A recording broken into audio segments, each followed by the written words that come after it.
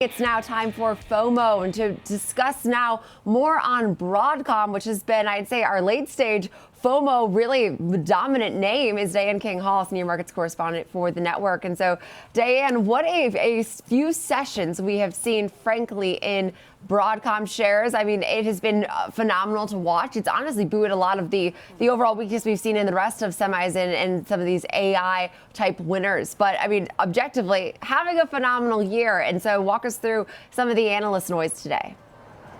Yeah, so Morgan Stanley is out with some commentary within the sector, and one of the things that stood out is obviously their commentary on Broadcom. So shares are moving about 4% higher off the back of some of this bullish and upbeat assessment that we're seeing with regard to Broadcom. They've raised their price target on Broadcom to $265 a share. They previously had a price target of $233 a share. They are maintaining an overweight rating on the stock, and they just talked about the potential within the AI growth story for Broadcom. Where Broadcom has been benefiting, I should say, is from the growth within ASIC, the application-specific integrated circuit, that kind of chip, versus the GPUs that Nvidia is known for. As the AI story grows and extrapolates and more companies need alternatives, this is where Broadcom can come in. So some companies are looking at it as an alternative to the GPUs. Part of it is because the cost of those chips the GPUs are just more expensive than the ASIC. So that's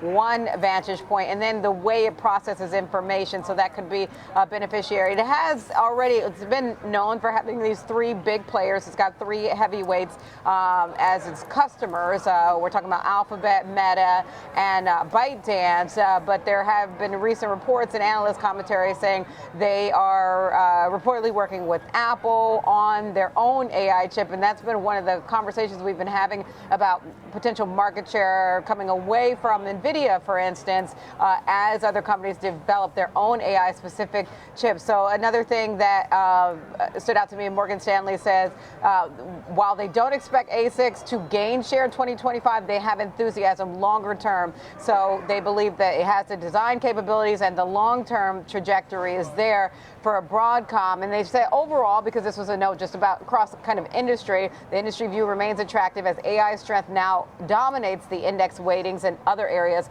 are bottoming out slowly. So again, we are seeing shares move higher today, Jenny, not at the high that we saw at the beginning of this week, but there's still time in today's session.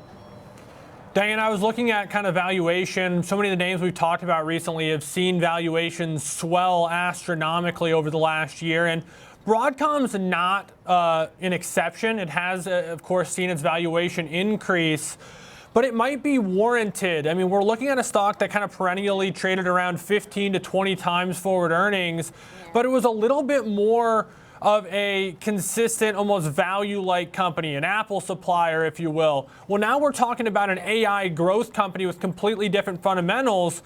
I don't think it is probably making analysts all that uncomfortable to see valuation now at 35 times earnings and the fact that it came down after its last earnings event from a high near 40. Is that the sentiment that you seem to be seeing amongst the analysts and traders you talk to?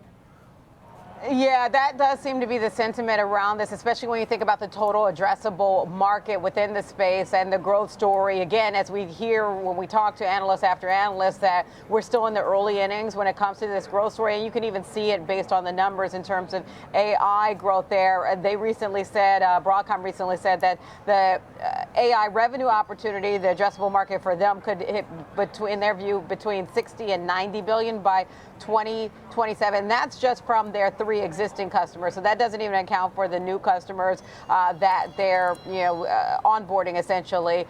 You also have Jefferies out with some commentary today with regard to Broadcom. They're bullish as well. They have an even higher price target than Morgan Stanley. They've ratcheted up their price target to $300 a share. Again, it's off that growth story when it comes to ASIC, because you will start to see companies looking for alternatives, and especially one of the questions around Nvidia had been their ability to meet the demand, right?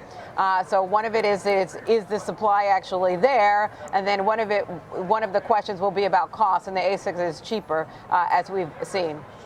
Yeah, and I think that that's the great point. And I mean, having a pretty nice session today, all things considered. But we also are seeing some strength, I mean, in most of these big tech names. But has been a fun one to watch, especially post those earnings. But appreciate it. Diane King Hall, senior markets correspondent for the network.